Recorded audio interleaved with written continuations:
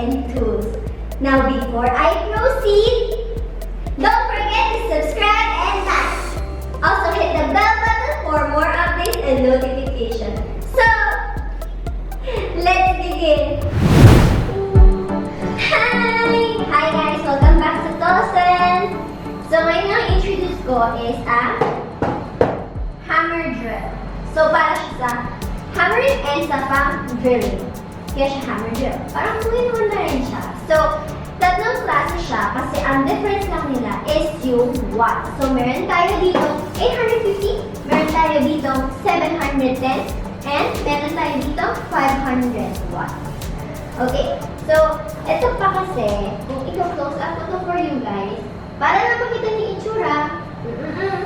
So, meron tayo dito 220 to 240 volts. Tapos may frequency din siya ng 50 to 60 Hz. Then, after nun, meron din tayo no load speed na 0 to 2,900. Okay? So, yung load speed din niya nag-vary sa watts na available sa inyo. Then, meron tayong max in steel and max in concrete na kaya nito is 13 mm. Then, meron din tayo dito max in wood na 25 mm. Then, at the same time, this is CE and GS approved. Tapos, meron din tayo mga inclusions dito sa loob. So, napakita ko sa inyo. Since nakita yung hawak ko to, wala na itong laman. Kasi tinanggal ko na para sa inyo. Para hindi tayo hirapan ma-unlock. So, usod natin ito. Ito ang pakita ko. Ang laman niya sa loob is may manual kayo, then may mga inclusions kayo. Hammer drill. So, para saan ito ay yung panghawak. Now, depende yan kung left-handed ka or right-handed. So, dahil right-handed ako, mas comfortable ako for the hammer drill nandito sa right side ko. So, ito naman ipapasok ko dito para makapasok siya sa my left area. So, dahil masikip, luluwagan natin para makapasok natin. So, adjustable siya here to push down para makapush nyo siya papasok. Then, after nun, isi-screw nyo siya pataas para sumikip. Para mas tighten. Hindi naman pwede mag-drill tayo tapos tatasik na lang. Diba? Then, pagkahawak nyo, may butas dito sa taas. So, yun ang pang-lagay nito. Ito ay ang measurement. So, makikita nyo din dito, I hope, by roll up, is may numbers dito. So, yun ang parang ruler nyo to see kung ano yung distance na kakailangan ninyo. So, push nyo rin ito. So, paano ilagay dito? Meron tayong sample for that. So, ito ang sample natin. So, meron tayong two sizes pa rin.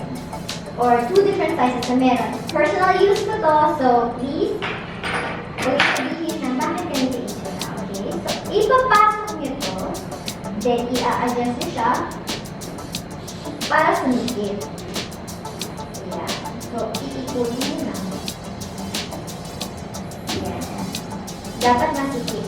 Once na hindi na gumalaw, masikip na yun. Okay? So, ngayon, ito-plug natin siya sa extension cord na meron sa tabi ko. Again, please, huwag nyo ilalagay sa face nyo. Sorry, nagdama na ako. Sinasaksak ko, wala pala akong adapter. Congratulations! So, pasok ko na ito. Then, sasaksak natin. There. So, always, and don't forget, na ito, kapag hawak nyo, lagi sa harap. Huwag nyo lalagay sa side, kung baka may bumugay yung hangin sa face nyo. Baka yung dust mapunta. Then, meron tayo dito turn or knob para ma-adjust yung speed and yung force na kailangan nyo dito. Okay? So, press ng konti. Na kung pag mas comfortable kayo yung handle nandito sa side, pwede nyo naman i-adjust. Then, i-angat. I mean, labas nyo ulit at ipasok nyo. Kasi baka mahirap kayo pag iikutin nyo lang. Okay? So, always, safety first. Thank you so much for watching. I hope na may natutunan kayo sa amin sa Tolsen. And look forward sa mga future videos namin. Bye-bye! Thank you so much for watching. If you're interested with our products, you can visit our official website at www.tolsen.com.ph. We're also available on Lazada, Shopee, and GRABMART. Or you could drop by our stores. Links are provided on the description below. Again, don't forget to subscribe! This is Layatan signing off.